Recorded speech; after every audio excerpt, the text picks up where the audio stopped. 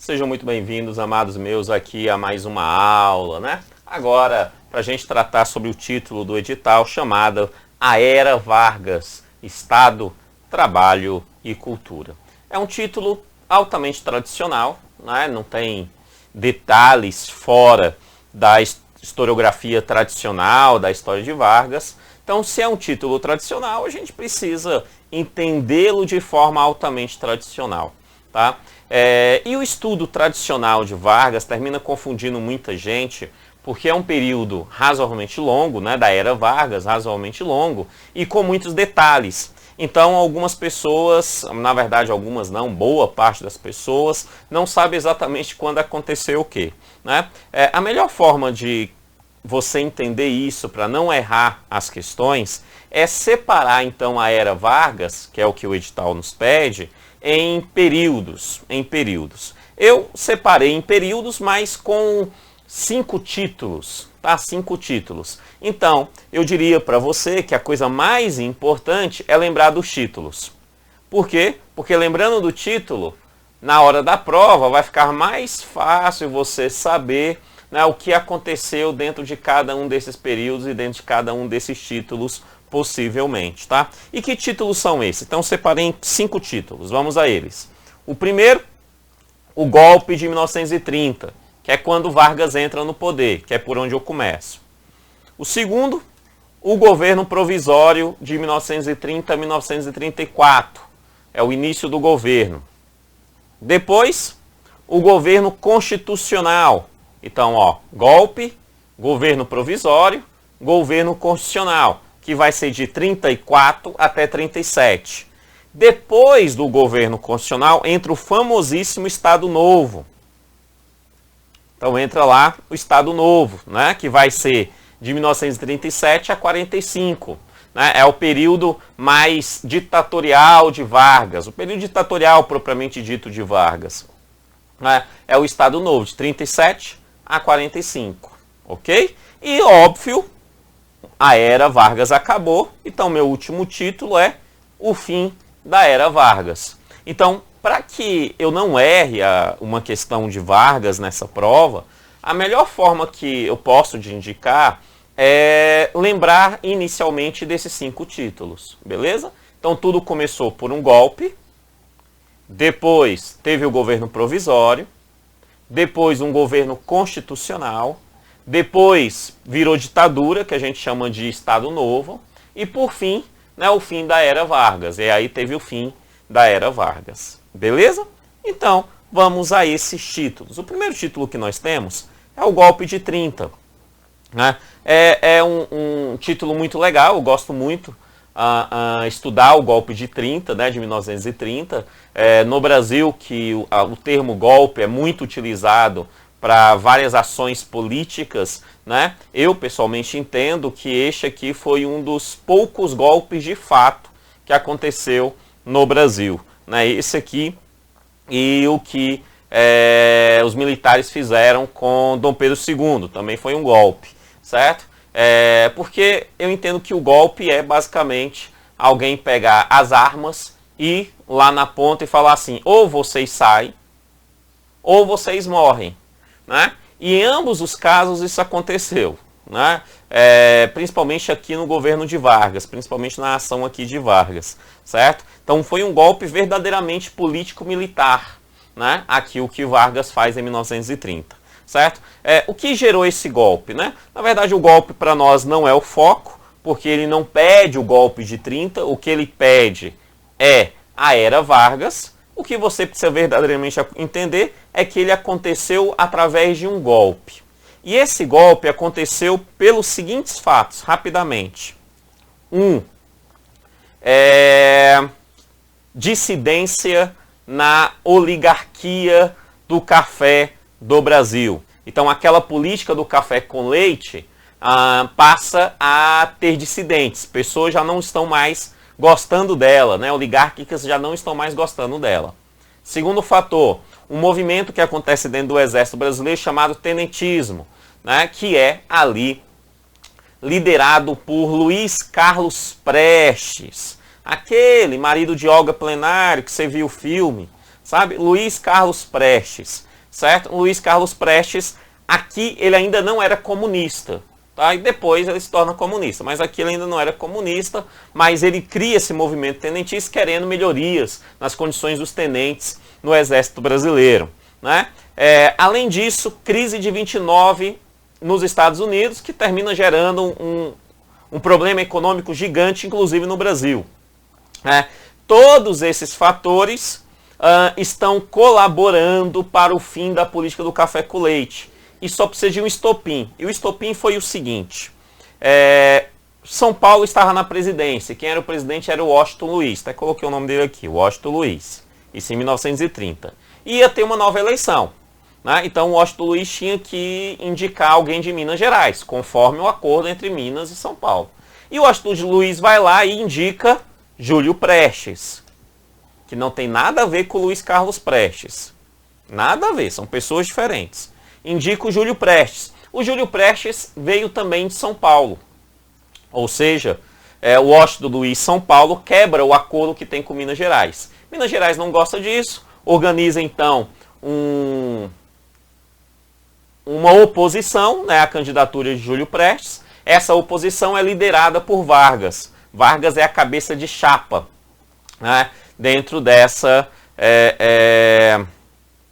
eleição, beleza? Então, e aí, Vargas termina perdendo a eleição para Júlio Prestes. Ele perde a eleição, ele não ganha não, ele perde a eleição, certo? Mas antes de Júlio Prestes tomar posse, né, como novo presidente, Vargas, com apoio das oligarquias dissidentes, apoio econômico, moral e apoio bélico dos militares, dos tenentes, né, tem ali uma contagem que alguns historiadores falam em mais de 6 mil homens armados apoiando Vargas nesse momento, entre os tenentes, né?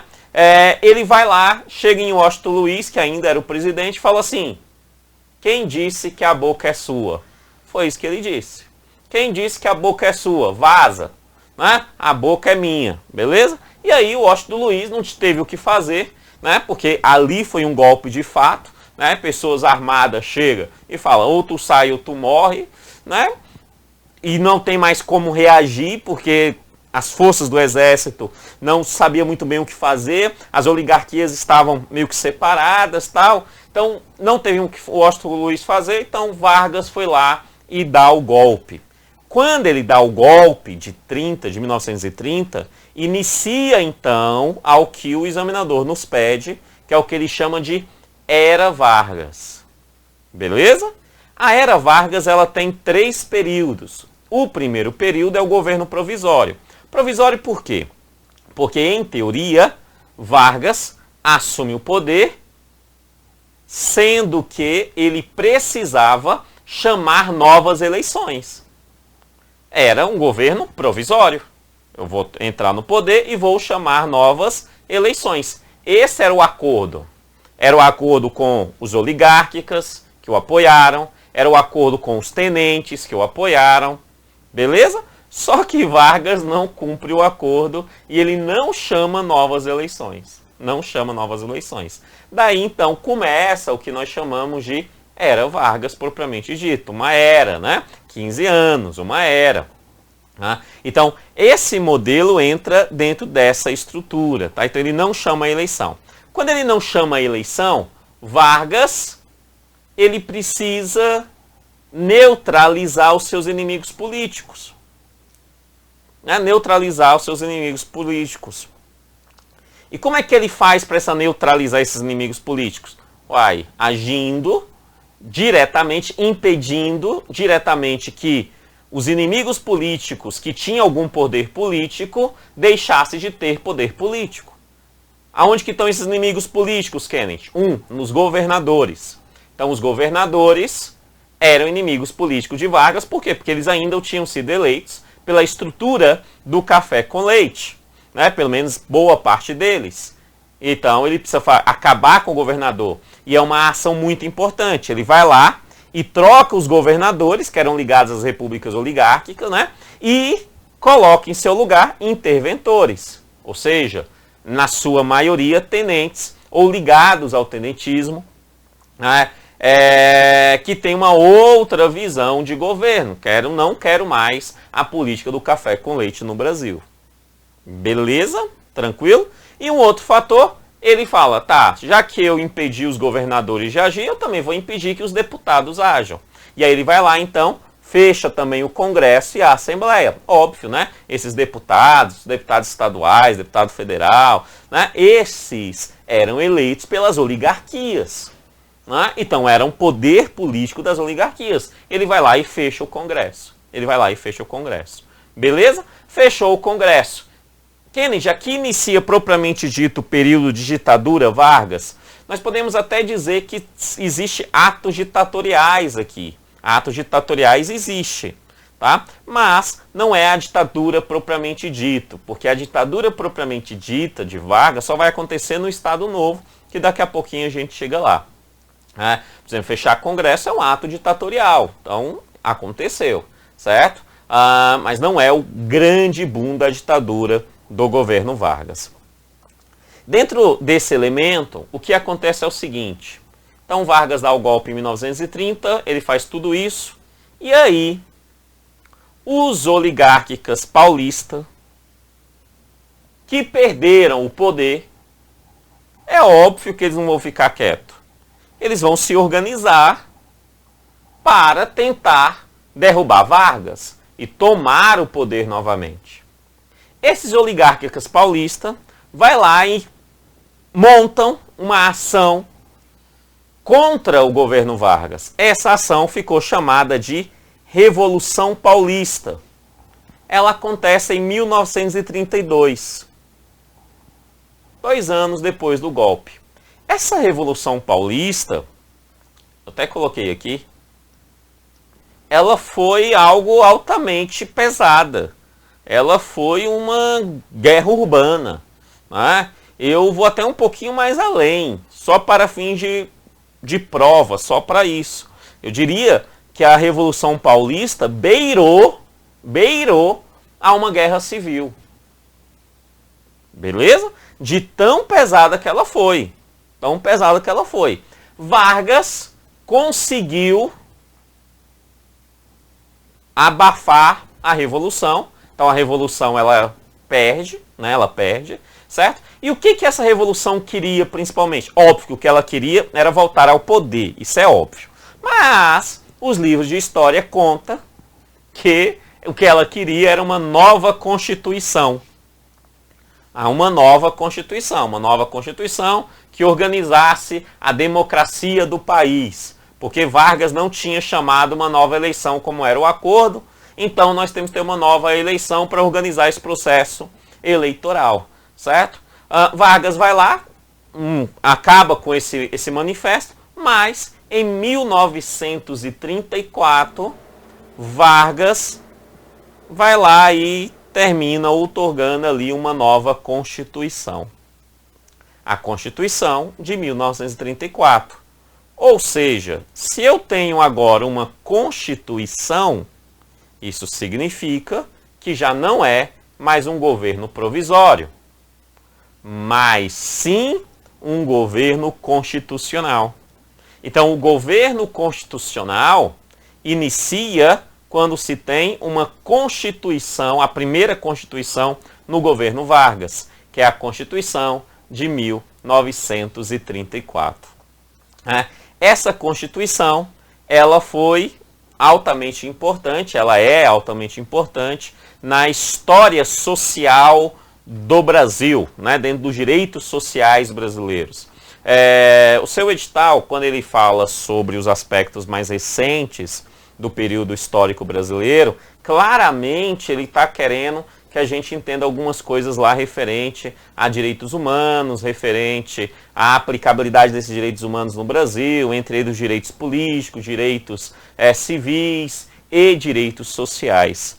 O que Vargas faz é trazer para cá os direitos sociais. Então, a Constituição de 34, ela é um dos principais elementos da perspectiva dos direitos sociais que tem surgido na Europa com a industrialização e os direitos sociais trabalhistas pertinentes àquela industrialização e que já tinha, de certa forma, inclusive sendo aplicada no México. Essas mesmas perspectivas da segunda geração dos direitos, que são os direitos sociais. Então, esta Constituição de 34, ela é fortemente uma Constituição vinculada aos direitos sociais que foram lutados pelos pares da sociedade na Europa no período ali da Revolução Industrial. Ok? E o que isso tem a ver? Simples, para você entender. É uma Constituição que não coloca só os direitos civis e direitos políticos, como outras constituições anteriores tinham colocados. É uma Constituição que, além dessas, acrescenta, e no Brasil, acrescenta de forma grandiosa, os direitos sociais. Então, entre elas, o que está lá na Constituição, para a gente entender, ele vai adotar, então, no Brasil, um modelo federalista, que já era, República Federalista do Brasil. Ele reafirma a organização em 3 poderes, executivo, legislativo e judiciário. Então ele reafirma esse modelo. Ele começa a limitar a imigração, para o Brasil. Essa Constituição começa a criar elementos para entender quem poderia imigrar para o Brasil. Perfeito? Essa Constituição aprova o voto feminino. Então Vargas assina a Constituição, aprovando o voto feminino, sendo que nesse primeiro momento ele não é utilizado, porque logo depois vem a ditadura Vargas, mas aqui já caracteriza pela primeira vez o voto feminino numa Constituição do Brasil, algo importante para a prova. E aí ele garante os direitos trabalhistas, Os direitos trabalhistas. Entre os direitos trabalhistas, eu vou destacar, sabe por quê? Porque lá no seu edital ele fala assim, era Vargas, Estado, é a perspectiva política do Estado que a gente está vendo. Ele fala trabalho. Quando ele fala trabalho, obviamente o que ele está focando dentro dessa perspectiva é a criação dos direitos trabalhistas. Da mesma forma, a identificação que esses direitos trabalhistas se dá, porque você tem uma ampliação razoavelmente considerável do modelo industrial brasileiro. Então, quando você tem esse aumento do modelo industrial, você termina tendo também o aumento desses direitos trabalhistas vinculados ao ele, beleza? Que nesse momento é o que está na Constituição. Nesse momento a gente ainda não está falando de CLT. CLT é a posteriori. Nesse momento é o que a Constituição já nos traz. Então a Constituição, ela fala assim pra gente, vou garantir então férias remuneradas, vou garantir ainda salário mínimo a essas pessoas e vou garantir inclusive, olha como que eu sou um cabra bom, Vargas fala, vou garantir inclusive sindicatos. Só que os sindicatos vai estar vinculado a mim, a Vargas. Na verdade, era uma forma de Vargas controlar os trabalhadores. Simples, bastante simples. Esta é a Constituição. Nessa Constituição, fala em um modelo eleitoral. Só que como está iniciando o modelo eleitoral, a Constituição dizia a primeira eleição será indireta. Indireta eleita pelo Congresso. Então, o Congresso vai eleger o primeiro presidente dessa Constituição. A partir daí, os próximos serão eleitos diretamente pela sociedade. É isso que a Constituição dizia. E aí o Congresso vai lá e elege. E elege quem? Elege quem? O próprio Vargas. Então Vargas é eleito indiretamente pelo Congresso. Daí inicia então o governo constitucional, porque ele foi eleito conforme o que a Constituição Federal dizia. Ok? Beleza? Certo. E dentro desse governo constitucional, começa a surgir alguns detalhes muito importantes. Entre esses detalhes muito importantes, eu vou me adentrar ao título do seu material, que ele coloca de cultura. Cultura. Cultura é um termo muito amplo. Cultura serve para identificar muitas coisas. Mas aqui eu vou trabalhar com a cultura mais direcionada ao governo do Estado, né? Dentro desse campo da cultura, um ponto muito importante a gente identificar é que esse período do governo Vargas é o período que a gente pode chamar também da era do rádio. Ou seja, o rádio no Brasil era para as pessoas aquilo que a internet é para a nossa geração, para os nossos contemporâneos.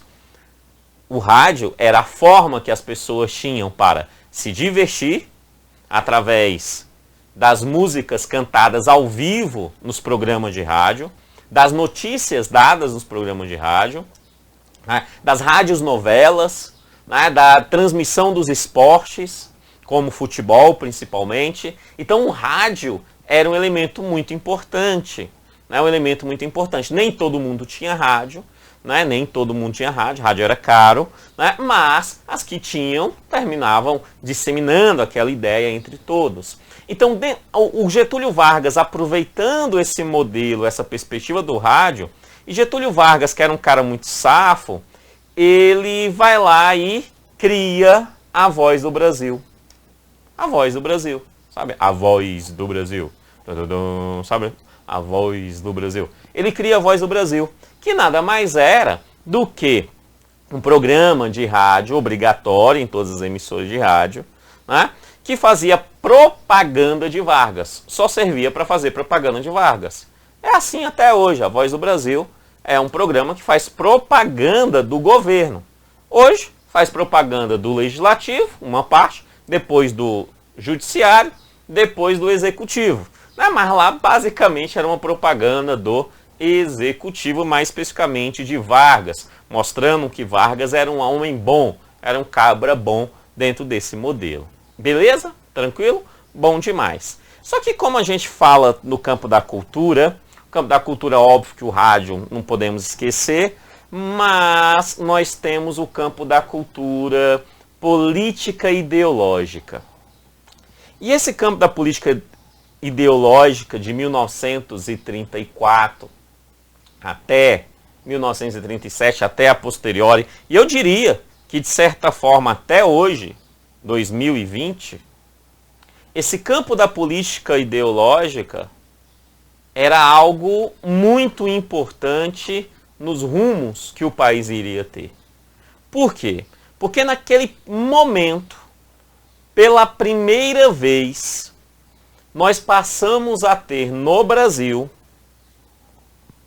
uma estrutura bipolar de percepções políticas e ideológicas. Uma perspectiva nazista e uma outra perspectiva comunista.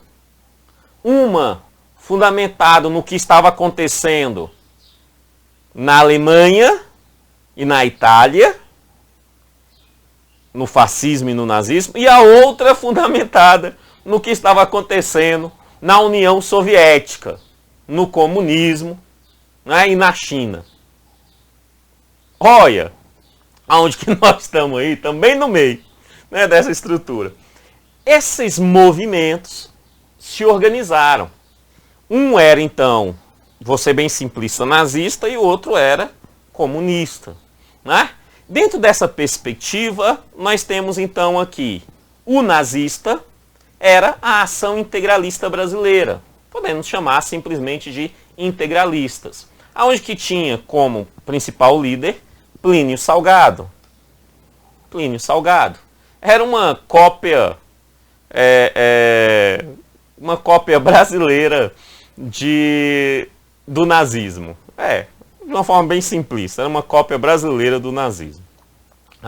Então você tinha ali a IB, que ficou bem grande, né? Alguns historiadores dizem que ela chegou a ter 300 mil membros no Brasil. 300 mil membros do Brasil. Beleza? E o outro grupo, obviamente, a Aliança Nacional Libertadora, era a comunista, Quem era seu líder? Luiz Carlos Prestes. O mesmo que ajudou Vargas a entrar no poder com o golpe de 30, que era um tenente. Beleza? Só que quando ele ajudou Vargas a entrar no poder, ele ainda não era comunista. Aí depois, alguns contextos históricos dele, ele viajou tal, e aí ele se torna comunista e volta ao Brasil. E, obviamente, tendo da orientação soviética de comunismo, querendo implantar aquele modelo soviético aqui no Brasil. Essa perspectiva veio pela CANL e alguns historiadores vêm dizer que esse movimento chegou a ter 400 mil membros. 400 mil membros ali dentro desse modelo. Perceba então que o que aconteceu na era Vargas não é muito diferente do que acontece hoje. A diferença básica é que a gente estava falando naquele modelo, naquele período, de um modelo ditatorial nazista e outro modelo ditatorial comunista. Hoje a gente até fala no conceito direita e esquerda, mas nenhum de nós, em sã consciência, queremos uma ditadura. Nós queremos a democracia. Se a democracia está levando à direita, que vá à direita. Que a democracia está levando à esquerda, que vá à esquerda. Mas que o povo tem o direito de mudar o rumo quando assim ele bem entender. Naquele momento, não. Naquele momento, ambos queriam um modelo ditatorial, porque eles entendiam que aquele era o modelo adequado para a sociedade e a sociedade não tinha nada a ver com isso, não tinha poder de escolha. Dentro desse elemento, é óbvio que isso você entende pelo próprio senso comum daquilo que você já estudou, Vargas se associava muito mais às ideias do Plínio Salgado. Muito mais do que as ideias comunas. Era muito mais vinculado ao fascismo e ao nazismo. Na verdade, Vargas era mais chegado ao fascismo da Itália, de Mussolini, certo? Mas você tinha essa maior aproximação dentro desse modelo. Beleza? Tal. Então, a ANL, os comunistas eram inimigos. E aí, o que acontece é o seguinte. A União Soviética estava, tentando ampliar o comunismo pelo mundo. Isso é fato. E aqui no Brasil, é tentado. É tentado sob a liderança de Luiz Carlos Prestes. Isso vai acontecer em 1935. Então perceba, 1934 é a Constituição, toda essa organização acontece em 34. Em 35, Luiz Carlos Prestes tenta dar um golpe. Ele vai lá e faz o que a gente chama de intentona comunista, ou seja, uma tentativa de fazer a revolução comunista através das armas. Isso é a intentona comunista. Uma tentativa de fazer a revolução através das armas. Luiz Carlos Prestes, no primeiro momento, ele tenta através das armas. E óbvio, nem precisa ser gênio, você já entendeu que ele perdeu. Vargas foi lá e deu um cacete na intentona comunista. Mas não era 400 mil homens? Na NL era, mas ninguém falou para esses caras que eles tinham que entrar em guerra, pegar em armas, lutar contra soldado. Então, quando foi mesmo para a batalha, era pouquinho. Tinha ali alguns mil. Então, a intentona fracassou, simples assim. O número de pessoas não foi suficiente para aquilo. A população brasileira não queria muito essa ideia de pegar em armas para ir tomar poder. Não. Mesmo com perspectivas comunistas. E aí ela perde, Luiz Carlos Prestes é preso, ele só é solto 10 anos depois, e aí ele tenta aplicar a partir daí então o comunismo, mas de forma democrática. Depois que ele tenta de forma armada, e depois de 10 anos preso, ele tenta de forma democrática, mas isso é mais pra frente. Beleza, então o que vai acontecer aqui é, Vargas termina assumindo isso. É óbvio que a intentona comunista dá uma poderosa carta a Vargas, que é o medo ao comunismo. Isso. Vargas começa então, e os apoiadores de Vargas começam então a fazer uma campanha pesada contra o comunismo, gerando pânico na população brasileira em relação ao comunismo. Simples. E óbvio que esse pânico deu certo. Tá? Ainda mais aquele comunismo soviético. Certo? Ainda mais. Então esse pânico deu certo. Deu certo. Beleza? E aí, tentona, tal, o povo já tá com medo de comunista já come criancinha assada, que negócio todo, tal. Beleza. E aí Vargas, conforme a própria Constituição, ia ter que abrir novas eleições. Ele ia ter que abrir novas eleições. Porque a Constituição dizia que ele ia ter que abrir novas eleições, então ele ia ter. Só que Vargas, juntamente com o povo da Ação Integralista Brasileira, o Plínio Salgado, aquela galera lá mais a nazista, e também com o Exército Brasileiro, eles criam, quase a palavra cria não sai, eles criam um plano contra a possibilidade de abrir eleições e a abertura de uma ditadura no Brasil. E que plano foi esse? Simples, bem simples. Lembra que era a era do rádio? Lembra? Beleza. Os militares, o Plínio, o próprio Vargas, começa a divulgar que os comunistas, depois da intentona, iam tentar de novo dar um golpe. Só que agora ia ser um negócio gigante com apoio soviético e tudo mais. Inclusive eles colocam frases, palavras na boca de quem não disse, como do próprio Luiz Carlos Prestes. Né? Aonde que eles começam a falar, por exemplo, que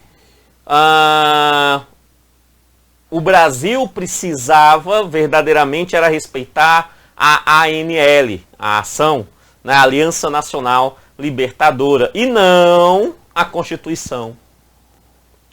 Essa estratégia de acusar os comunistas de golpe deu muito certo. Mas os comunistas, pelo menos nessa escala gigante, não estavam organizando golpe nenhum. Eles poderiam estar, pequenas organizaçõezinhas, tal, é Brasil, beleza. Mas em grande escala não tinha nenhum tipo de golpe. Na verdade, foi Vargas que deu um golpe na sociedade. Como assim? Um novo golpe na sociedade. Né? Quando ele diz, estão querendo tomar. Ele chamou essa invenção desses comunistas de Plano Collor. Segundo ele, os comunistas estavam se reunindo, Plano Collor, para dar um golpe de revolução judaico-comunista no Brasil. Revolução judaico-comunista no Brasil. Judaico-comunista porque aquele período judeu também não era muito bem visto, não. Tanto que o que aconteceu lá na Alemanha, tal, em outros lugares, na verdade, né, judeus historicamente sempre teve em várias sociedades por onde eles passaram, né, uma percepção da sociedade local negativa a eles. Né, isso é histórico. Né? Então, né, quando você fala, olha, são judeus e judeus comunistas, ainda piora a situação. Por quê? Porque judeu é anticristo. Né? Não reconhecem Cristo como Salvador, como Messias. Né? Ainda comunista, vixi. Então, cria esse pânico ainda maior. E com esse pânico na cabeça do povo, Vargas, então, passa a ter o apoio popular que ele precisava para quê? Instituir o Estado Novo. Ou seja, instituir finalmente a terceira e última fase da era Vargas. a terceira e a última fase da Era Vargas, que é o Estado Novo. E é aqui que acontece verdadeiramente os principais pontos ditatoriais de Vargas. E os principais pontos que os examinadores gostam de cobrar quando cobra a Era Vargas. Né? Entre eles, vamos lá. Aqui a ditadura era clara, tá? Então aconteceu uma ideia nacionalista de Vargas. Além disso, o totalitarismo, né? Tudo na mão do Vargas. O corporativismo, quem era brother de Vargas crescia, quem não era separado. E ainda o maior controle ainda em relação ao sindicato, que já tinha sido aprovado por Vargas, né? Mas aqui ele manteve e aumentou esse controle total aí. Beleza? Vargas toma o poder de uma forma tão forte que até os integralistas nazistas não gostaram. Por quê? Porque eles queriam dividir o bolo. Né? E aí Vargas não dividiu o bolo com o Plínio Salgado, não. Tanto que em 1937 acontece uma nova intentona. Uma nova tentativa de dominar o poder no Brasil. Só que agora não é mais comunista, agora é integralista. A intentona integralista por Plínio Salgado. Vargas vai lá, silencia, abafa ela, mas não divulga tanto. Não. Bateu, diminuiu, não é mais problema, mas não vou divulgar tanto não. Por quê? Porque os caras não são comunistas. Se fosse, aí eu ia divulgar. Mas como eles não são, tá tudo certo. Então, intentona, integralista, tal, aconteceu, beleza? E qual foi a estratégia de Vargas nisso tudo? Primeiro, ele institui uma nova Constituição, a Constituição de 37, que a de 34 era democrática. Estado Novo não há democracia. Está tendo uma ameaça comunista, ditadura. Então faz isso. Nessa Constituição é permitido repressão aos seus inimigos, tanto que tinha uma polícia específica para isso, só para bater nos inimigos. Né? Aqui ela era bem discreta. No governo militar, né, houve uma repressão muito mais visível pela sociedade do que no Getúlio Vargas. Getúlio Vargas também teve uma repressão. Só que aqui ele prendia o cara, levava para o canto e batia, matava sem que o povo visse muito. Né? No governo militar ele, de certa forma, tinha uma demonstração social do fato. Aqui não, aqui era meio que mocado. Por isso que as pessoas não falam tanto em repressão no governo do Estado Novo, porque não era tão visto pela sociedade. Né? E a propaganda varguista era top, então fazia uma propaganda muito boa em relação ao seu nome, enquanto a polícia especial fazia esse trabalho. Censura e propaganda ao seu nome. Censura contra seus inimigos, né? E propaganda favorável ao seu nome. Daí a criação do TIP, né? Que é o Departamento de Imprensa e Propaganda. Esse departamento cuidava, de certa forma, tanto da censura quanto de uma boa propaganda sobre Vargas, que Vargas era o cara. Certo? Propaganda top, a Voz do Brasil, no rádio, tudo que aparecia sobre Vargas é porque Vargas era muito bom. Tá? Era muito bom. Concessão de direitos trabalhistas, então, ele institui a CLT. Essa CLT vem da Carta de Lavoura do governo italiano fascista de Mussolini. Então, é muito parecido, muito próximo. Ele pega o modelo de Mussolini e traz para o Brasil. Tudo bem que é a consolidação das leis trabalhistas, ou seja, não é uma lei que nasce do nada. Ele pega várias leis que eram separadas no Brasil e une numa só, por isso a gente chama de consolidação das leis. São várias leis trabalhistas, mas essa consolidação termina tendo forte influência da Carta de Lavoura fascista, né, que ele era, sim, alguém vinculado a esse modelo, próximo a esse modelo. Né? Cria escolas públicas, né? Aqui você tem então a ampliação das escolas públicas, muito importante isso, apesar dos historiadores falarem muito pouco, né? Você tem aqui o movimento Escola Novista, né?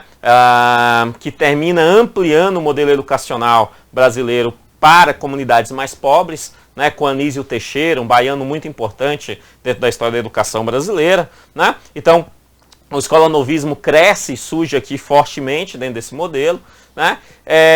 Ele amplia a previdência das pessoas, as pessoas não tinham previdência, beleza? O que tinha eram as caixas de aposentadoria e pensão, algumas empresas ferroviárias, marítimas tal. O que ele faz é criar institutos de aposentadorias e pensões por categorias. Então, instituto de aposentadoria e pensão para ferroviários, instituto de categoria para marítimos, para correio, para bonde e energia. Então, ele cria institutos para áreas profissionais, tá? Dando previdência e saúde. Quando eu falo de previdência aqui, entra na previdência aqui um pouquinho de saúde também, tá? Dentro desse aspecto. Isso tudo dar a ele mais a propaganda favorável ao que hoje nós chamamos de pai dos pobres. Vargas é o pai do populismo, apesar desse período não ser chamado de populismo, mas ele é o grande pai do populismo brasileiro, né? Ele é o pai dos pobres, ele faz tudo isso, beleza? E ainda ele mostra a força do Estado nacionalista. Como que ele faz isso? Concentrando todos os elementos que o Estado poderia fazer nas estatais de base. Então, nas estatais de base, ele vai lá e cria a Companhia Siderúrgica Nacional, ele cria a Fábrica Nacional de Motores, ele cria a Companhia Hidrelétrica de São Francisco, só estatais gigantes para a construção de bases do Brasil. E Companhia do Vale do Rio Doce. Tudo durante esse período. Tudo durante esse período. Durante o Estado Novo. Beleza? Tranquilo? Ok. E aí, o Estado Novo foi isso. O Estado Novo foi isso. Perfeito? Só que eu tenho que fazer uma observação, até anotei aí para você, que é a Petrobras. Preste atenção. O examinador, caso ele cobre Estado Novo e caso ele cobre construção de estatais de base, há uma grande chance dele falar que dentro do Estado Novo, Vargas também instituiu a Petrobras. Só que a Petrobras não foi durante o Estado Novo. Foi só em 53, em 1953, também por Vargas, mas já no período democrático. Então, Vargas abre uma nova eleição depois desse período, né? Gaspar Dutra é eleito, Gaspar Dutra sai e Vargas é eleito de novo, já dentro do período populista, não mais dentro da era Vargas.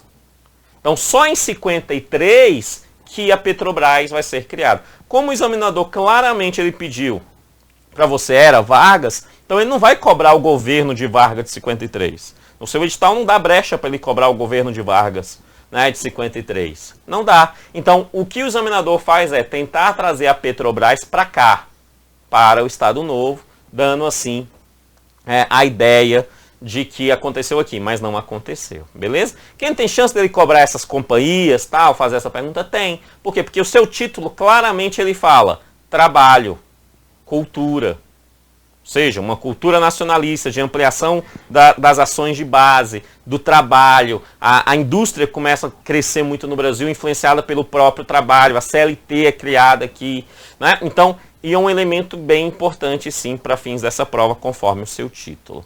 Beleza. E aí eu preciso saber como que o fim dessa era aconteceu. Então, resumindo, tudo começou através de um golpe de 30.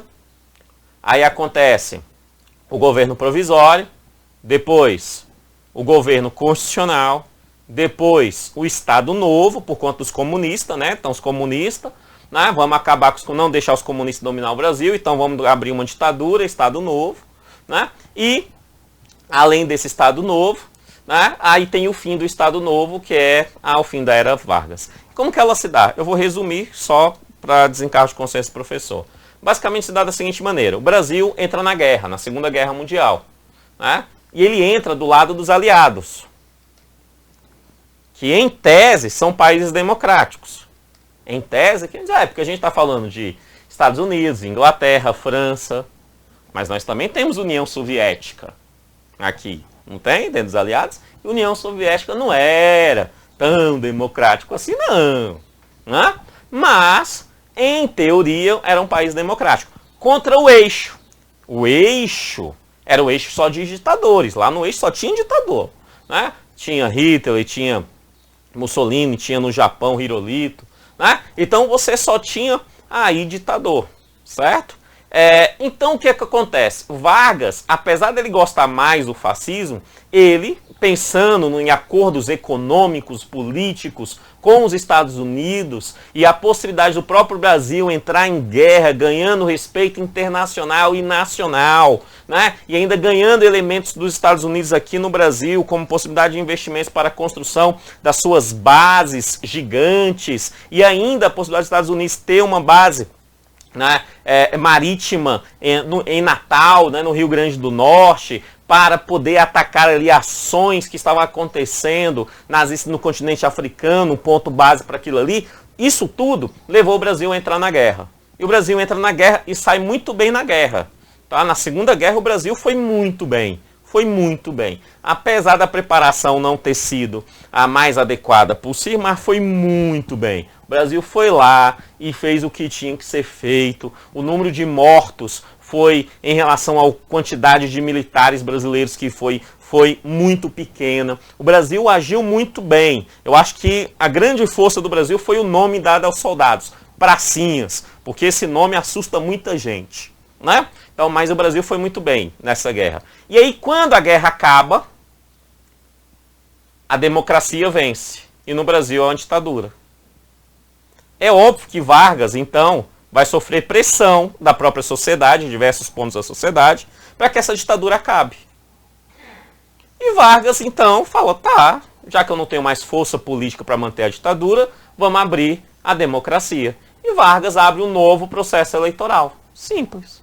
Tá? Quando ele abre esse processo eleitoral, a população brasileira que o amava, parte da população que o amava, criou um movimento que a gente chama de queremismo. Porque eles ficavam gritando na rua com faixas, queremos Vargas, sabe? É isso. É mais ou menos o que acontece hoje, dos dois lados. Um grita Lula livre, o outro grita mito. É mais ou menos isso. Beleza? Esse queremismo, queremos Vargas, eles queriam manter Vargas ali na ditadura. Né? Mas Vargas fala, não, é democracia, democracia. Aí ele vai lá, abre, e aí quem é eleito é Henrique Gaspar Dutra, né, eleito ali, e depois Vargas volta. Depois de Dutra, Vargas volta também, mas aí já não é mais era Vargas. E assim se dá o fim da era Vargas. Crianças minhas, lembre dos 4 títulos, dos 5 títulos é o mais importante. Revolução de 30,